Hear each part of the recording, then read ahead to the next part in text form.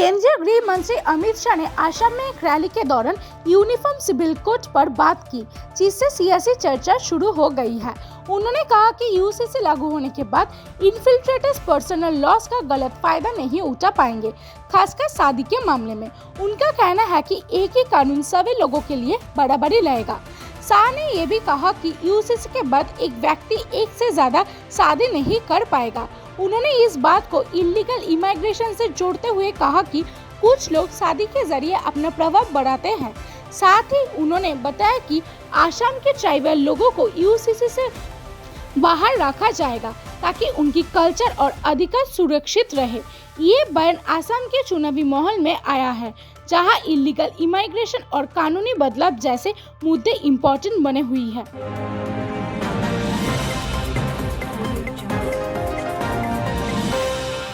ED ने waste Bengal के 2 मंत्री सुजीत बोस और रतिन घोष को म्यूनिसिपल जॉब स्कैम के मामले में पूछताछ के लिए बुलाया है। ईडी ने सुजीत बोस को 6 अप्रैल और रतिन घोष को 9 अप्रैल को ऑफिस में आने को कहा है।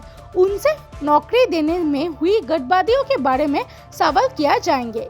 ये केस इस बात से जुड़ा है कि कुछ जगहों पर पैसा लेकर नौकरी दी गई। इन्वेस्टिगेशन के दौरान कुछ इम्पोर्टेंट डॉक्यूमेंट्स भी मिले हैं। पहले भी दोनों मंत्रियों से पूछताछ हो चुकी है और उनसे जुड़ी जगहों पर रेड भी हुई थी। ये जांच सीबीआई के साथ मिलकर चल रही है। इस पर तृणमूल कांग्रेस ने कहा है कि उनके नेताओं को जानबूझकर टारगेट किया जा रहा है। वहीं ईडी का कहना है कि वो सच सामने लेने के लिए जांच कर रहा है।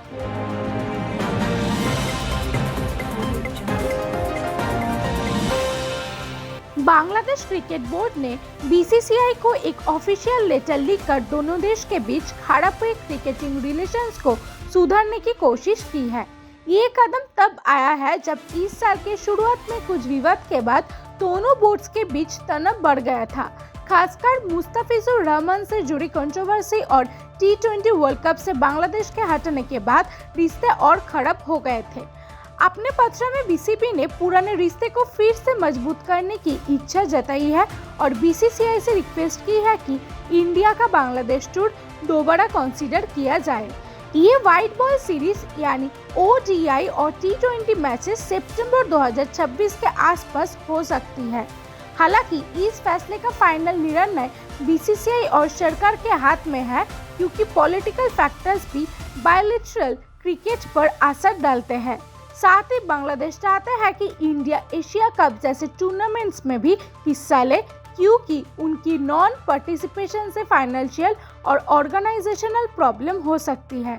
ये लेटर दोनों पड़ोसी देशों के बीच क्रिकेटिंग रिलेशंस को नॉर्मल करने की तरफ एक पॉजिटिव स्टेप माना जा रहा है।